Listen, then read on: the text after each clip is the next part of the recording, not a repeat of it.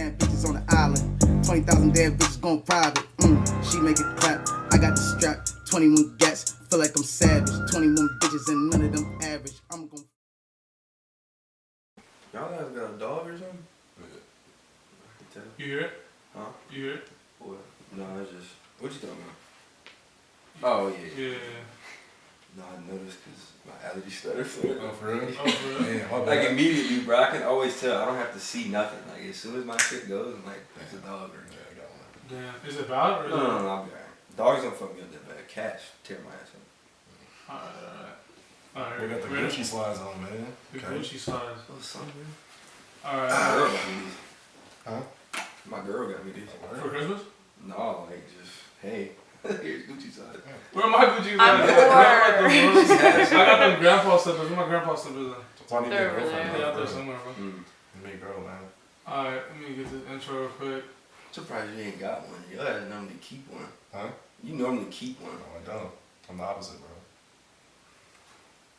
No, that's not me. That's him. You don't want to be cuffed, bro? Huh? You don't want to be cuffed? I do, but I can't keep a girlfriend. I don't know why. I don't What know. you I mean? don't know, bro. I just can't. You be home? I ain't gonna say that on camera, but like. Come on, bro. Come on. It's no filter, bro. I don't be home. I just be doing my. I'm independent, bro. I just be doing my thing. So you be home. So if you home. Oh, I know. You be home. I mean, you already know what it is. Foreigners Podcast. Church of the People. Sister's favorite podcast. The House of the People. Cheers, bro. Huh? We got a little cheers. We got Baron Radcliff in the lab. I was gonna introduce you, but I'm gonna let you introduce yourself. What do you?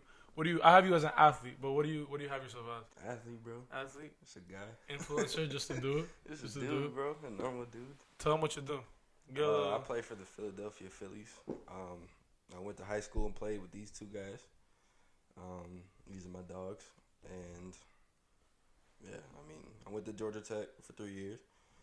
And, yeah, I'm here now, chilling. Back in town, getting ready for next season. Get ready. I'm about to leave for drive-line to Seattle the 9th. So I'll be gone to the 30th, just a little training camp type thing out there. So that'll be pretty dope. I went earlier this year in January. It's the same thing, but it was cool though. You think it's like, because there's a lot of talk with like drive line and top velocity and shit, and people saying that it's like a scam, people saying that like they're ripping each other off, that it's not really beneficial. But like from your experience, like what do you think? I think that it depends on how you look at it. Like, What y'all be doing, first of all? we hit. Pitchers go out there and, you know, do the weighted ball stuff and all that. Trevor Bauer shit. Yeah. Yeah. I mean, he's their biggest advocate for that. But hitters, I mean, we just do our routines. They got all the metrics you can think of, like the blast, a little sensor on the bottom of the bat, and they got the hit tracks, and they got TrackMan. They do everything scientific from baseball standpoint. They got. So You were with Ohtani last year, weren't you? I faced him live, and You did face him live. Yeah. Hold on, you gotta get the mic close to this so these people can hear it. bro. So I get in there, and his first pitch, because he had UCL surgery last year. Yeah. So the first pitch, I mean, because like in the cage behind him, they got the velo. Yeah. So I'm sitting here, and the first fastball comes in, it's a ball. It's like 91. So I'm looking around like, somebody, that ain't right. It's easy. That ain't right. And then splitter, I went down to a knee, swung and missed. Balls or whatever. And a couple balls, I fouled one off that should have been hit 800 feet. I was hot about that one because I hit a bomb for Ohtani. I'd have like flipped the bat. I'd be like, give me a flight home, bro. Instagram every week. Yeah, I need to go to the league right now. Fact. But and then for ball 4 was 99 at my chin, and I did like, dude, it was crazy, bro. Like I had to fly out the way. My helmet came off. It was crazy. But I can say I worked the 9-pitch at bat off Ohtani and he walked me. From 91 to 99 too, like you saw everything pretty much. I saw every pitch, bro. Slider, curveball. How's the motion? Like, it's a little funky. It was funky. He is like, you know, like those Japanese guys. I was about to say. They have all type of different. But him is like, they have a whole bunch of different stuff they can hit you with. Like, Yeah. He'll mess around and come like 3/4 timing. like all like a super high leg kick. Like it was crazy, bro, dude. the fuck part about it is like, as a pitcher that like doesn't throw hard, like I gotta do a bunch of shit to like throw people off. He does that and he throws 100. So like imagine. And he has 7 pitches he could throw for Exactly. strikes. And he raced. And he gets, MVP. So you faced an MVP, bro. You faced MVPs. Yeah, I faced an MVP. You faced an MVP, and he bro. walked me. And he walked. So, I can. So Baron Radcliff. No matter what Up happens next, in my bro. baseball career, I can say that. And That's- it's on bro, camera. Bro, that's the title of the video right there. That's it. Baron Radcliff beat Ohtani Clickbait. head to head. I got him. I got to try to find some film, bro, because I know I had it. But they were kind of weird with how they wanted to put stuff out with him because they didn't want people to know he was there, and then of everybody course. flocked trying to get to it, autographs I and think I stuff. remember you telling me about that. Like I tried to put on my story hitting the cage, and they were like, "You got to delete that." Yeah. I was like, "I don't even know anyone out here. I'm saying. We're in Seattle, bro." Dude, he's like my height, probably 220. Like on TV, he looks like a tank. Yeah. But like in person, he's like not like there's no muscle definition. Like he's not some crazy huge dude. I didn't see him touch a weight when we were there. He just did a bunch of explosion stuff. Athletic as fuck though, I bet. Like, Stupid athletic, bro. Stupid athletic. Like he was. I mean, to be that strong. Like I watched him. I don't know if either one of you have ever seen drive lines like those metal bats, the axe bats they got. Dude broke 3 of them hitting on the barrel. Like he hit it on the barrel and snapped the bat in half. damn.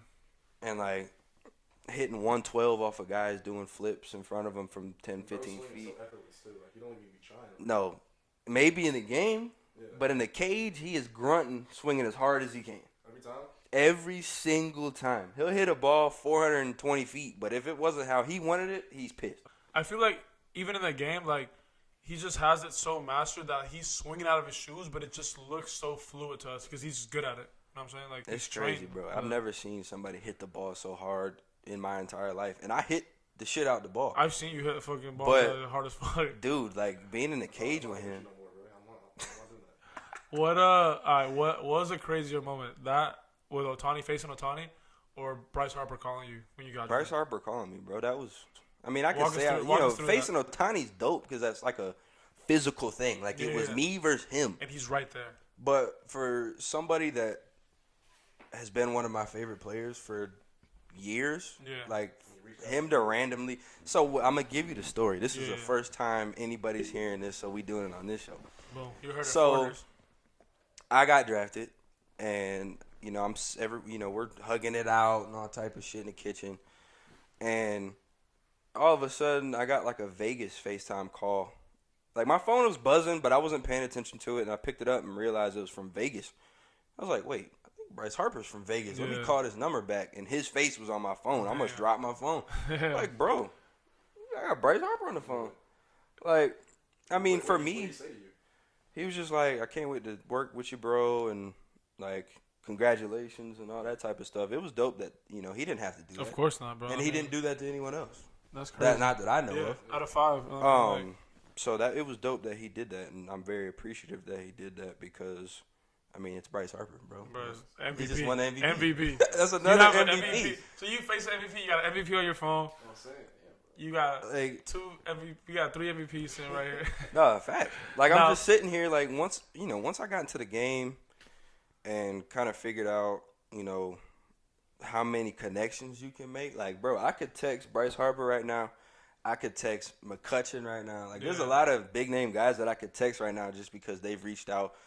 Like, there's this thing called the Players Alliance, and it's like all the Yeah, black guys. I want in to the talk to you league. about that. I wasn't sure what it was. What Yeah, that was. so like, it's a big group me, and all the black players you can think of, CC Sabathia, Curtis Granderson, all these guys are in this group chat, and it was basically to be a guide for other black players in the in the system. league, yeah. So I've done FaceTime calls, I've done Zoom calls with all these guys, and it's just dope that like these are big leaguers. Like most Of big course. leaguers, like they're not gonna talk to us. Yeah, like yeah, that. But yeah. because there's not many black people in the league, they kind of want to, Reach out of give their us own a circle. guide. Like, hey, like we on your side Yeah, of course. with everything. So that's dope. Just as a whole that they started that because they started that this past year. But it's definitely been successful. And, for a guy like me that was fresh in the league, having all these guys that I've looked up to that I could text right now Yeah, yeah. and be like, yo, blah, blah, blah. Like, that was pretty dope. So I want to ask you, like, touching on that, like, because you're talking about, you said not that many black players in the league, but in reality, like, how many black players around the country, like, even growing up, are playing baseball other than It's- football, That's the basketball? other thing. It's just And, like that's like a subject about, like, is it financially, like, what is it, financially like easy on parents to like play baseball because it's expensive. Like in reality, it's expensive as fuck to play baseball. Yeah, like black people just think, oh, like black people see me play baseball and they're like nobody ever asked me first, oh, you play baseball? It's always, oh, you hoop, oh, you play football. Yeah, of course. And so aside from that, more to what you said, like, I mean, dude, all these travel teams are 3 bands a year to play. Yeah. Like all these travel teams are $3,500 a year, $3,000 a year. Don't include uniforms, so add on for uniforms. Yeah. And there's just not a whole bunch of black people that got that laying around. Of course, especially like Even me when I was in high school, I played 9th inning because my dad coached the 9th inning. Exactly. Yeah. I wouldn't have been like Team Elite and all these teams. Like once you, like if you're a certain level of good, then some of these teams will be like, "Hey, come pick up." Under, yeah, of course, you'll pick up. So I've had invites from all these big teams to come play, but I was playing for my dad, so it's like, yeah. I mean, it's and I didn't need a whole bunch of people to reach. Like I didn't need to play with all those big teams because most of the time when I walked on the field, everybody like, "Oh, who the hell is that?" Mm-hmm. And so for me, it was just kind of like looking around, and when I'm seeing all these kids, it's like, because when my dad was at 9th inning, and even with this organization he has of his own, he's giving kids, you can play for me for free. Yeah. And we'll give scholarships towards you playing with us because these kids can't afford it, but they're good as hell. Yeah, exactly. And deserve to be able to play where they can get noticed. I'm saying we need more of that, to be honest. That more. Like, how was your dad like when you were kind of like development? You know what I'm saying? I mean, obviously he played professional baseball too. So how was that like having him in your corner the whole time? Dude, I mean, my dad's a football player at heart, just like me. I'm still a football player at heart, but I can't say I don't love baseball. We saw that video today. Yeah, like I can't say I don't love baseball because I do. Yeah, of course. But at the same time, I know right now I can get on a football field and play. Yeah. And every time I watch football, I'm like, damn, I could have been playing. Yeah. At least while I was at Tech, I could have been. They asked me every year to come play. Yeah. But having him in my corner, he played pro ball, so I grew up my whole life learning the professional way to play baseball. And so, like, it got me to where I am. But at a certain point, like, my dad's 5'9". He's a shortstop. So me and him are not the same hitter. So at some point, he had to be like, all right, I need to figure out how to, like, retool kind of what. Because it was, hard line drive. Like, my big ass, I need to get the ball in the air. Yeah. And so, but having him, like, how can you not be successful or even be good? Yeah, like even be good with a professional as a dad where whenever, because I see all these dads all the time and, they're dinosaur arming their son BP. I told my dad literally like 3 days ago, I was like, I'm really glad I have you to throw because if I'd have had that as a dad, I'd have been terrible. I'm saying, yeah. Because you wouldn't have wanted, like, everybody's been in a position where they're hitting BP and the dude's terrible and it makes you not even want to hit. Yeah, and I'm going to be like, play the other side too, like, I respect that the dad's at least trying to help the kids out. 100%. But still, at some point, like, bro, I hit that T, bro. Just give me a T instead. I was like 12, 3 BP. Not it. Not it at all. And then it gets to the point where it's like, all right, now you need to go find 1 million of these coaches that are in the area and get lessons from somebody who actually knows baseball. Exactly. That's the struggle. Because if you think that, I'm your dad, I know what's right. I never played baseball before, but I know how to coach you. Meanwhile, I'm on YouTube watching videos of drills. And yeah, that's your son's not gonna be successful. Of course. Unless he's just a dog. Yeah. And just naturally born like with it. I talked to my dad about that. I'm like, he even acknowledged, he's like, at some point, like, you gotta find somebody that can teach you the professional way. So for you to have that all your life, like, bro, in anything you teach your kids, like languages, like math, whatever, like, it's easier when they're young. So you having that since you were young, it's drilled into you. Like, it's like a recipe for success. 100%. Talk about the draft process, like the COVID year and everything. How did that work out? So this is more first information. First info right here, the draft story. Well, I heard a little bit, but because when I tell it, I like to preface it by, I am super blessed and super appreciative of the opportunity to play professional baseball. But for me, like, when I was in high school, I knew I was getting drafted. Yeah. It was like, there's a lot of guys that, And that's why I like to keep it from a humble perspective, because I don't want to come off like a dickhead, because it's not how I mean it when I say it. But because there's a lot of guys that, you know, they're really good and still didn't get drafted. Yeah, of course. But I knew I was getting drafted out of high school. I turned down $600,000 from the Padres in the 4th round. Went to school, and my goal was because when I came out of high school, if I'd have came out at 18, I wouldn't have been playing baseball anymore, because I was a football player only. Yeah. That just hit news. Okay, well, okay. Going to that question. So, how does that, like, so when the Padres were like, yo, $600K to come with us out of high school, is that, like, based off of your scholarship with Tech? Is that, like, based off of, like, just how they see you value-wise, or how does that go into play? It's a what's the word I'm looking for? Projectability. Okay. So these pro teams looked at me at 18, 6'4", 225. Yeah.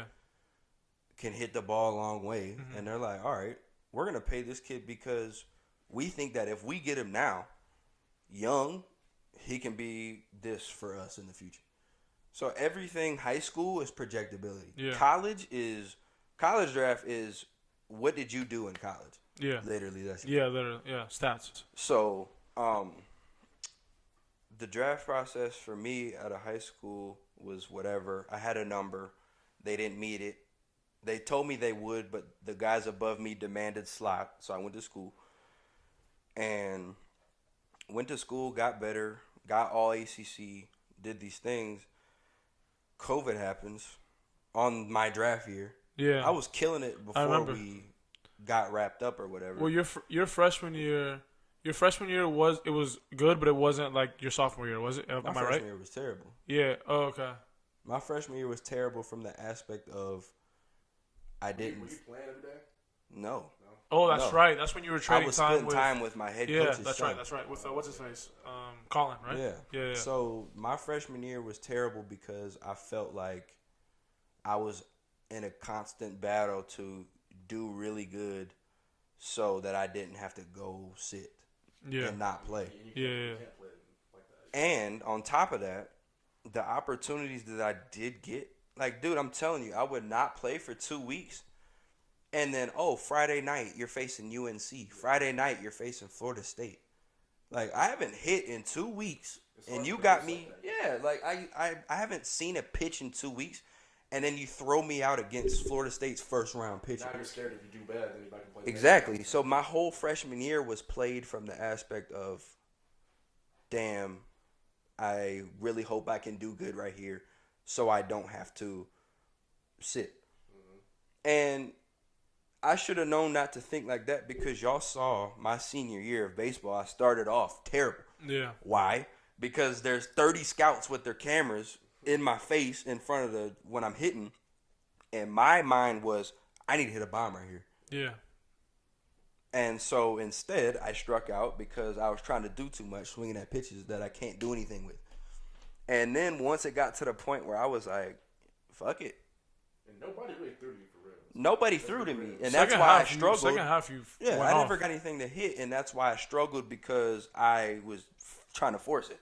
Yeah. And then I started going crazy because I was like, fuck it. Like, I'm just going to play. And by that time, I had done so bad so consistently to the point where less scouts started coming, where I was like, they don't care anyway. So I don't have nothing to worry about. And then I just started going dumb because I wasn't thinking about anything. And it was the same way my freshman year. I was trying to impress these coaches and press and do all these things to try to stay on the field, when in reality I was killing myself because I was trying to do too much. Yeah. Sophomore year, started off not playing, was getting ready to be like, fuck this, I'm out of here. Yeah.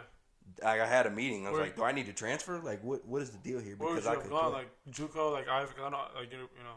I didn't even know. I had many thoughts. I thought JUCO. I thought, forget baseball, I'm gonna go play football. I thought all type of thing. Another D1. Yeah. But then I was like, you know what? I'm just ride it out and be a good teammate while I'm sitting here playing or sitting here on the bench. And then Chase Murray gets hurt in Miami, first ACC series. I go in. I'm doing so good, he can't get back on the field, and then I get all ACC that year. I remember that. You spazzed, bro. It's like every week it was just you hitting bombs. Dude. That's the Louisville. I hit 2 against Louisville, 2 against Clemson, 2 against Western Carolina. The one I'm talking Two about. against The one Duke. I'm talking about against Louisville. The one Bryce Harper was Yeah. talking to you about. That's right. Yeah. That one, Right? yeah. No, the one Bryce Harper was talking about was Pitt. I hit it Pitt. 471 That's feet. what I'm saying, yeah. Which one was better, the Louisville one? Is the Pitt one the No, Louisville by far, bro. which one? The one the 96 was- that you turned on? No, the one the next day after lefty. The day game. Because the day game, I can see where the ball is going. Yeah. At night at Georgia Tech, like, that ball went over the lights and you couldn't even see it anymore. It's just like you can kind of project where it went.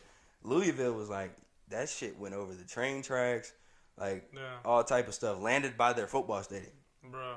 And that was after I just hit a bomb in my last at bat the night before. Yeah. I come back the next day, first pitch, bomb. Damn. And it was like, yo, that shit was crazy. So now you move on. Junior year, that's COVID year, right?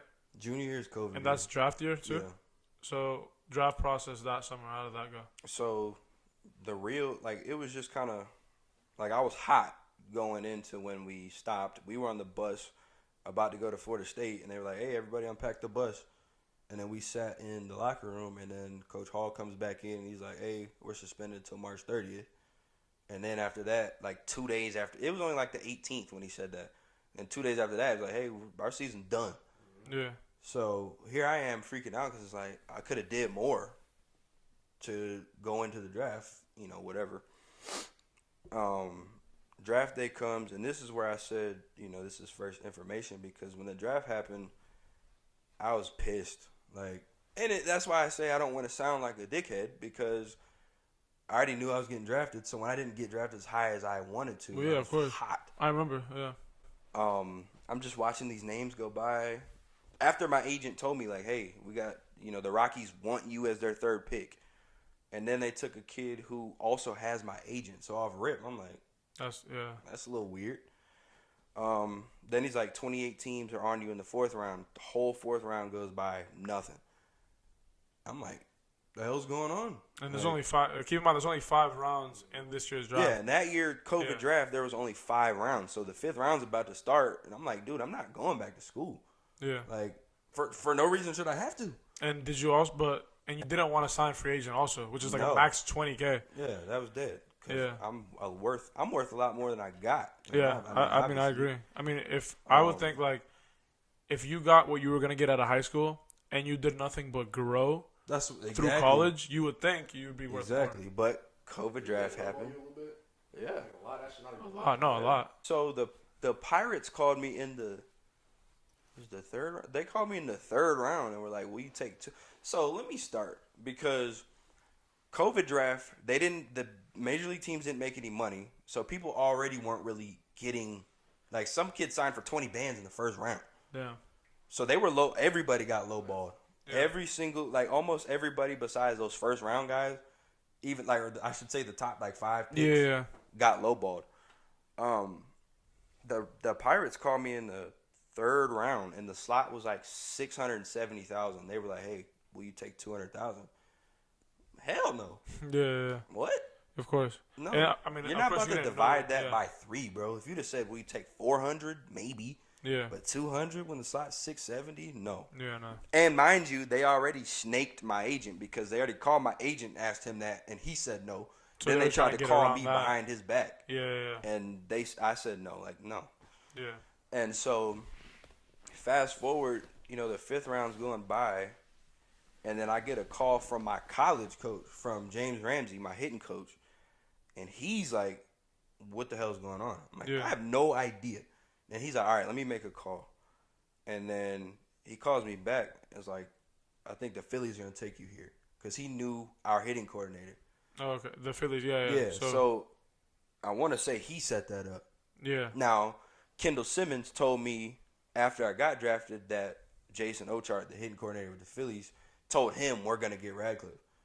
So, yeah, I think they would have drafted me anyways, but it was my college coach calling him. Like, this guy's still sitting here.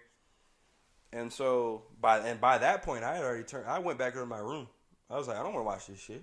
Yeah. I went up to my room. I'm throwing shit. Like, I was pissed because I was like, dude, like, just from a money standpoint, I know what I'm worth. Yeah. And we're getting to a point now where it's like, what the hell is this?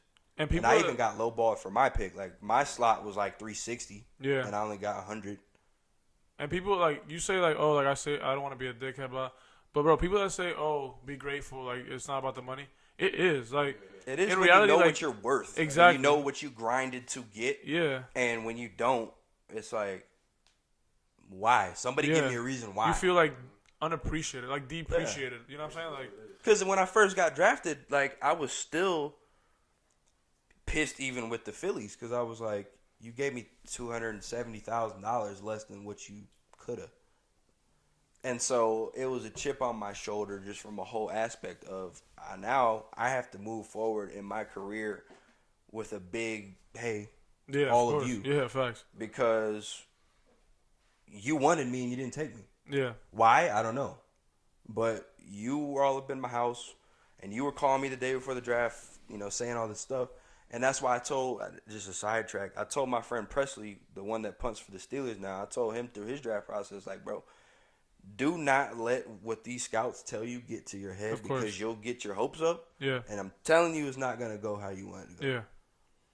And so he thought he was going to get picked up in the 4th or 5th and ended up going in like the 7th. But it didn't affect him that much because I told him, don't you listen prepared to him. You know what I'm saying? Yeah, like I told, like don't listen to this because at the end of the day, they might do something else. Yeah, and that's exactly what happened. But for me, like when my name got called, I wasn't even looking at the TV. We had to turn it on and rewind it after they called me while I was in my room alone. It was like, hey, we're gonna draft you at this next. No, my agent called me like the Phillies gonna draft you at their next pick. Yeah. And so I went downstairs, told my parents, we turned the TV on, rewinded it back, and then we saw it. That's crazy. I mean, I think, like you said, it's a chip on your shoulder. And from there, like I think you're just going to use that your entire career. It's got to be fuel, like, bro. That Tom Brady chip. It's got to be fuel. Tom Brady. But, are you going to finish some school? Or what do you... At some point. Yeah? At some point. What was your degree in? Business. Okay. General management focus. I mean, you're 3 years deep, right? Yeah, Like, that's what I'm like. I'm not just gonna not finish it. Yeah, like I already slaved away 3 years of Georgia Tech. Like I'm saying, bro, finish Georgia it. Tech. Her pops graduated from Tech. He's an engineer, ain't he? Yeah, engineer. Did like a master's. He did his master's at Tech. He wanted to do aerospace and then switch because he wasn't a citizen. Bruh. But like, Dude, we had a kid. We had 2 kids. He wasn't a citizen, and you can't be part NASA if you're not a citizen. That's tough. That's all that work. Dude, Imagine like, doing that aerospace stuff, bro. Like you have to be a different level. I'm saying, like for we had a kid on my team that walked on that had a 4.0 in aerospace. I'm like, dude, you're a genius. You're a freak. What did he play? Georgia Tech's a weird culture. Yeah. And but they're changing that, and that's why they're good now. But like when I got there, I would say maybe 90% of our team was like private school kids. Yeah. Who didn't really care about. I mean, they cared about baseball, but they didn't want to play professional. Yeah, of course. Like I got clowned for when I came in. I said I'm doing 3 years here and I'm gone. Yeah. And they were like, "Oh, like, who do you think you are?" Type. Like I'm doing 3 years here and I'm gone. Yeah. I'm not coming here.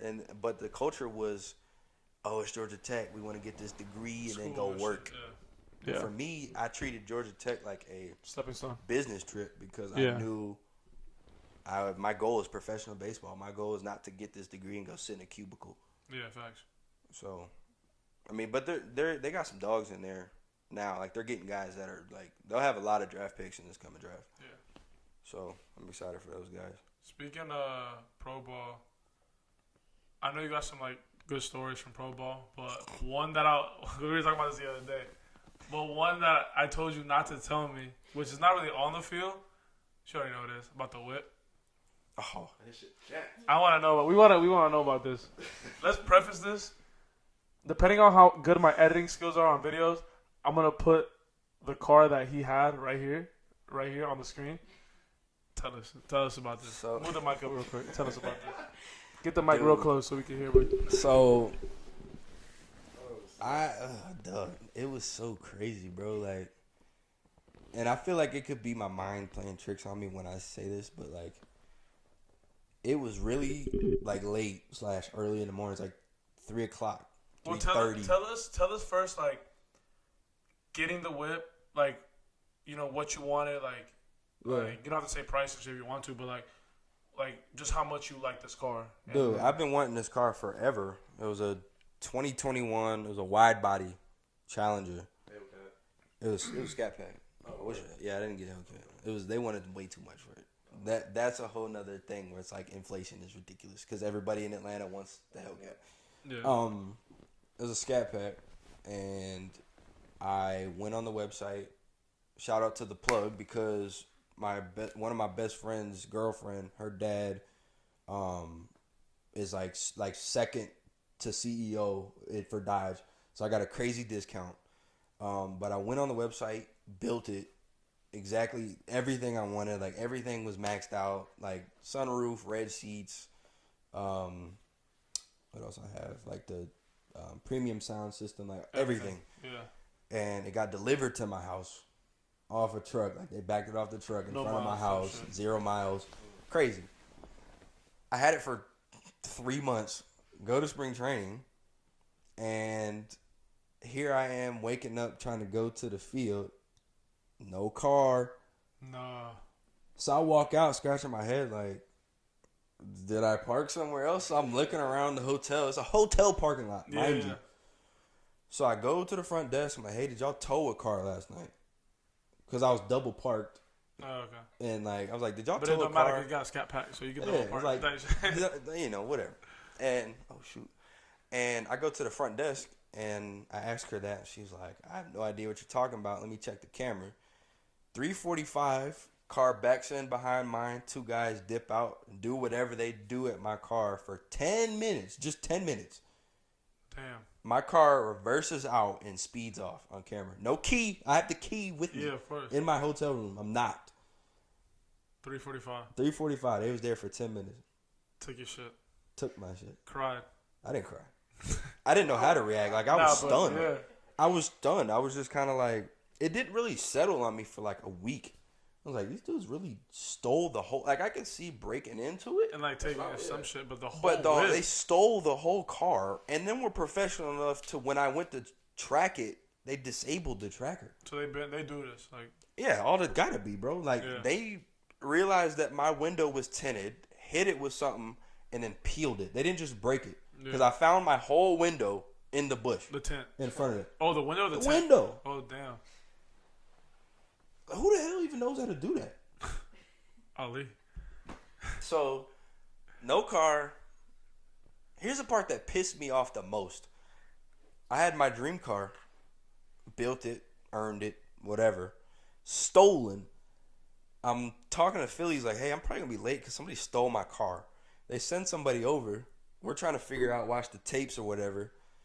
And then the coordinator calls the guy that they sent over. Is like, hey, can you get Radcliff over? We want him to come play in this game. Bruh. So you have to play right after you So here I am going to play. I'm getting dressed, about to go play a game, knowing that my car is stolen. And you were on the phone I wasn't thinking nothing about no baseball, bro. Where is my car? I'm saying. That's your baby. Bro, I knew for the moment, because you told me, I think we were training together in the summer before you got it, and you told me you were getting it. Yeah. And then you got it. Fucking shit was beautiful. And then Did you not see it? I never saw it in person. Oh. Because I know Parks and them, we had worked out. I had left by then. I had left by then. Right. So I never got to see it in person. You just sent me pictures. Yeah. And, bro, and when I saw it, I stole it, bro. Even my heart was like, damn. I didn't even know what to say. Like, they got me. Where in Florida was it? Clearwater.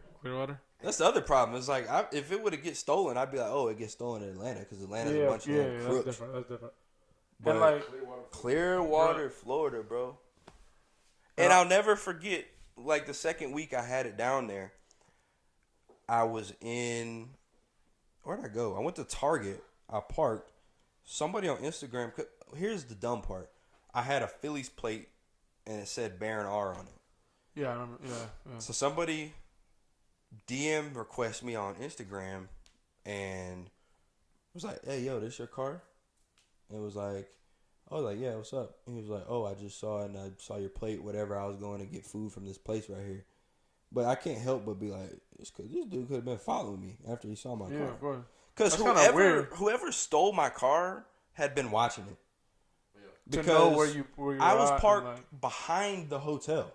Okay, so they target. So it you. wasn't one of those things where you can drive by the street and see the car and be like, "Oh, we're gonna spin back and get that later." Yeah. It was they either saw me where I was like, what happened to the account that DM'd you? You think that has anything to do with it, or like? I don't know. I have no idea. The person still follows me, but there's no way. I mean, I can't assume anything. Like, I just know that it's just gone, and no trace. Cops never saw a trace, and whatever. So, man, I would have shed some tears, bro. I ain't gonna lie. Purchased my own car, built it up myself. Everything that I wanted. I think the only thing that keeps me sane is the fact that I can do it again. Yeah. And probably am gonna do it again for another one.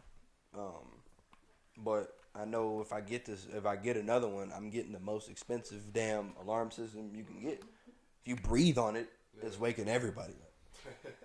So, that was crazy, bro. So I'm back driving this thing now. Back in the stand, all reliable. Paint job though. No, it's fire. It's fire, bro. But I want to end on this one thing.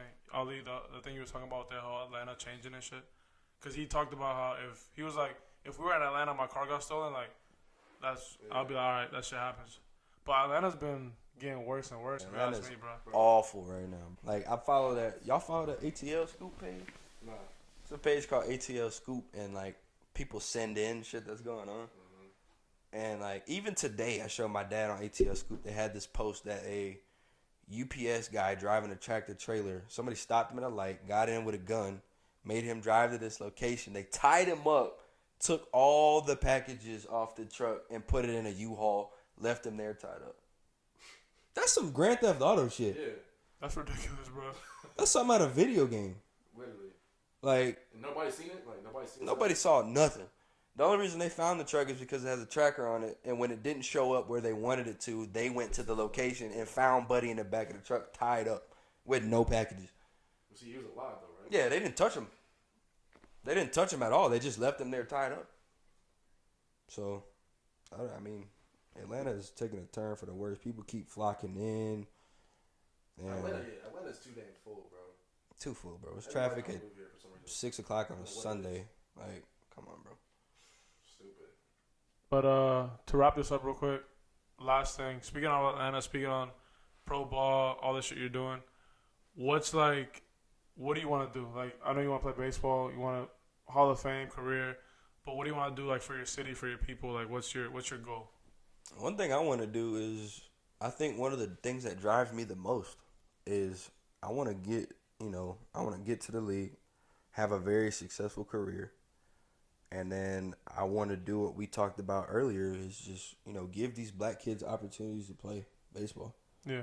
There's a lot of black kids in Atlanta that are really good at baseball that are just raw because they haven't really had a coach to tell them the specific ways to do all this stuff, and kind of going hand in hand with that. Like, I just want to be able to donate to my dad's organization and what he's doing. And like, you see these places like East Cobb, and they got fields on fields and teams on teams, everything. And facilities. And I just want to be able to write him a check. Like, dude, like, go build a complex, go get a facility, go get as many teams you want, gear, uniforms, whatever. Because that's who got me, at the end of the day, that's who would have got me the money anyways, because without him, I wouldn't have been doing this. Of course. Shout out Vic. Shout out Coach Vic. Shout out Pops. Go right there. And, he molded me into the player that I am now. So one day I want to be able to write him a fat ass check. Like, look, do what you want. Dude, he's good with like the people too in general. Like, he's a good aside from baseball, he's good with like just getting to know like his clients and like making sure they feel. He's got a master's in education. He's a school teacher during the day. He knows how to handle kids, know how to handle families. He's a dad, so he knows how to give these kids lessons more than just baseball when he's around. Yeah. And so, I mean, that's why he does what he does. I mean, that's why he was able to start an organization in a year, make all that money from whatever he was doing, bring on guys that need an opportunity to, have something to do. When he was a coach, like bringing on these coaches that, from wherever they were from, and then bring whole teams with him. Like, he got like 7 teams now. Like, in a year? Like, that's crazy. Your pops people is leaving their organization to follow my dad because they believe in what he's doing. exactly. People grab like honestly like your dad, your family. Like hopefully they're watching this. Shout out to you guys because I mean like even your dad training me and like helping me out like financially and stuff like that. Like your family has been like a motivator or like a support at least for me type shit. Because like your dad's really close. Like you, like we're brothers. So honestly, like, shout out to you guys. Like you guys, if anybody deserves to be at like a high level, like you, your pops, your mom, your sister, like it's you guys. So I commend you guys. My parents have always looked out for their people, my people, our people, whatever. And that's kind of one thing that I've also wanted to do is just like if I'm eating, all my people are gonna be eating too. Yeah. And so it's just a good trait to have. That shout out to them for being that example because a lot of blessings can come from blessing others. Of course. So that's a fact, man. That's a fact, bro. That's a fact, and that's a good note right there. But, bro, I appreciate it. This is our first podcast. First one, bro. First one, Baron Radcliff. Like, put this Episode equipment one, to use. Warner's podcast, put man. the equipment to use. I gotta get my Put money this back, bro. What you equipment to think? use, man. You thought this shit was free? Nah, bro. But like, comment, subscribe. You already know. Repost, reshare, retweet, whatever the fuck. Appreciate you, Baron. Sure. Good luck this season. Good luck, Appreciate it, man. future career. We're gonna be talking anyway. So y'all be in the loop. be in the loop. You can find them. I'll plug your shit right there. But what's your social media shit? Twitter, everything. He don't need us, bro. He verified. All right, then, bro. We out.